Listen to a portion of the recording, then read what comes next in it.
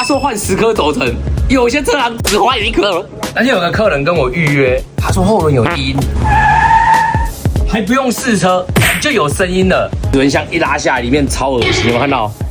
整个都是土黄色。那这是我们维修后来检查有发现，它里面的轴承已经快破掉了，那齿轮组也伤到了，有缺角，全部一并更新。然后客人就会看我换。你知道为什么有些汽车保养很赚钱吗？他说换10颗轴承，有些车行只换1颗。他说这就是赚钱的秘密。老板，你不能这样对我吗？你要换10颗呢？为什么有时候我们会留施工照给客人？我们也是想要让客人知道，我们到底帮你更换了什么零件。机车经典找 Hanson，我在万华等你来。